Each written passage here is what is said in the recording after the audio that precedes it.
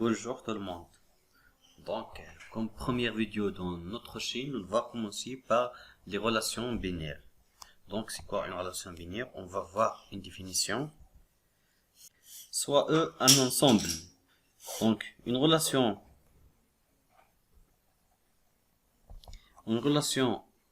binaire sur E est une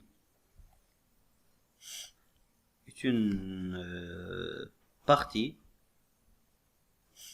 de E croix E. Donc, si X, Y appartient à cette relation, par exemple, ici on la note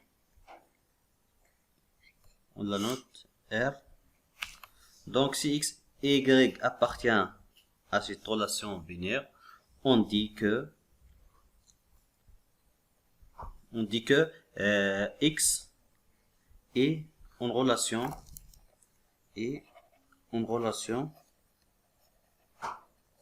avec Y. Et on écrit souvent, pour alléger l'écriture, on écrit X, R, Y. Dans les mathématiques, on trouve assez d'exemples. Par exemple, la relation d'égalité, par exemple, inférieur ou égal, supérieur strictement,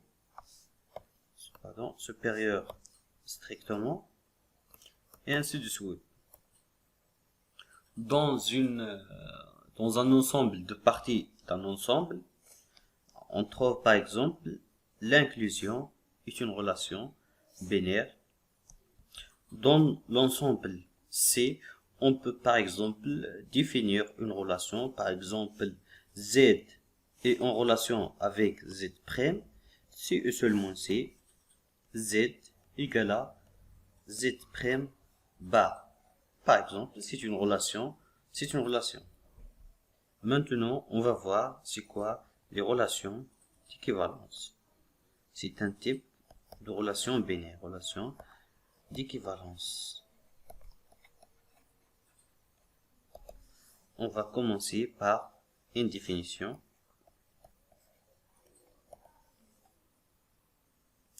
Donc, soit R, une relation binaire sur un ensemble E. On dit que R est réflexive,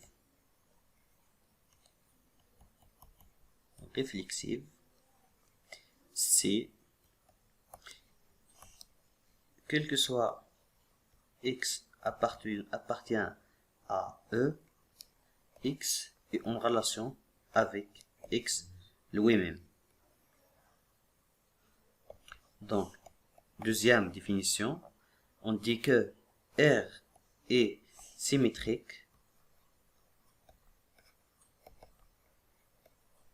C, quel que soit X, Y appartient à E carré, si on a X est en relation avec Y, nous donne Y est en relation avec X, on dit que R est symétrique. Troisième définition, R, on dit que R est antisymétrique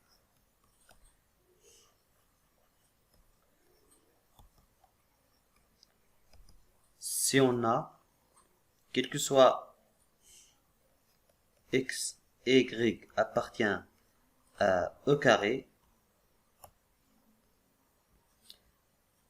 si on a X est en relation avec Y et Y est en relation avec X, alors X égale à Y. Donc, une quatrième définition, R, la relation R est transitive si, quel que soit X, Y, Z appartient à E3, si X est en relation avec Y et Y en relation avec Z, la relation devient transitive. Donc, X en relation avec Y, Y en relation avec Z, alors X en relation avec Z. Si on a cette implication, on dit que R est une relation transitive. Donc maintenant, on peut définir c'est quoi une relation d'équivalence. Donc, une relation est dite relation d'équivalence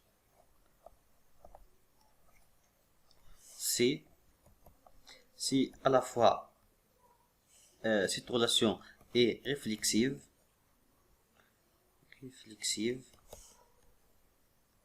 donc symétrique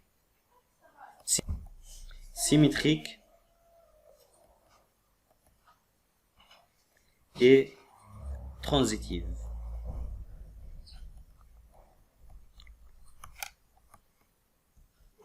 Donc on va voir un exemple simple. Donc dans Z, par exemple, dans Z, si on définit la relation d'équivalence X,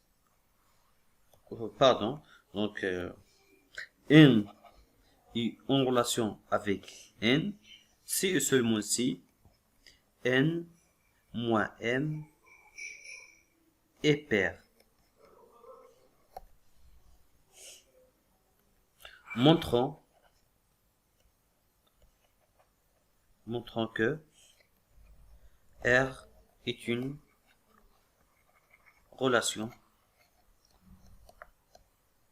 d'équivalence.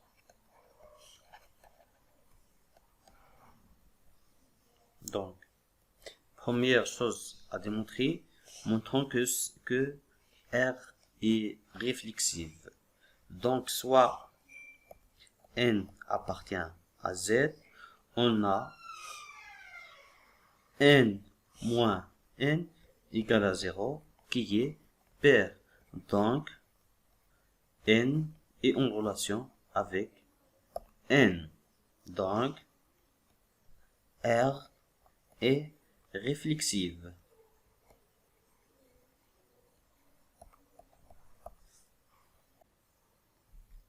Soit N et M appartiennent à Z, tel que N, ou bien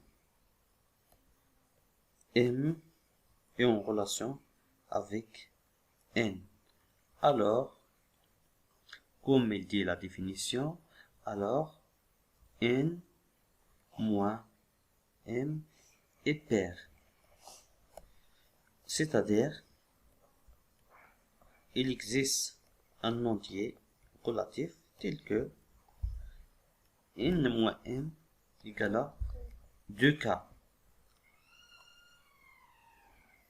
Si on multiplie cette inégalité par moins 1, on trouve M moins N égale moins 2 fois K, et qui est égal à 2 fois moins K.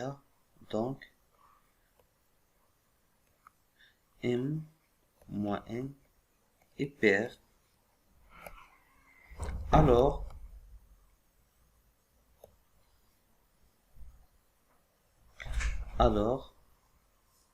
donc N est en relation avec M, ce qui prouve que R est symétrique. Donc une troisième et une dernière chose à montrer que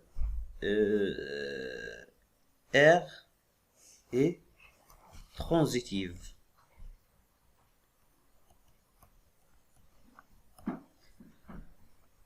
Donc,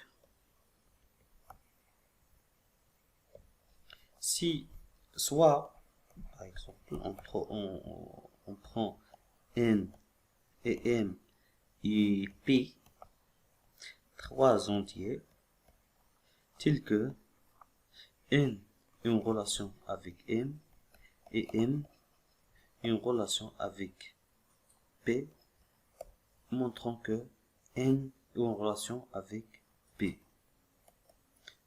Donc, pour que N ait une relation avec P, il faut que P moins N soit pair.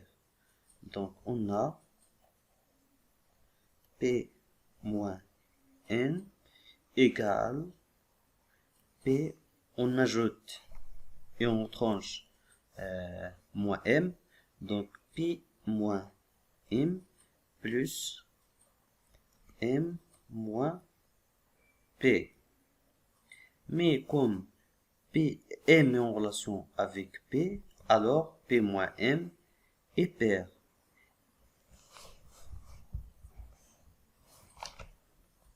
Pardon, ici il y a une erreur, c'est N.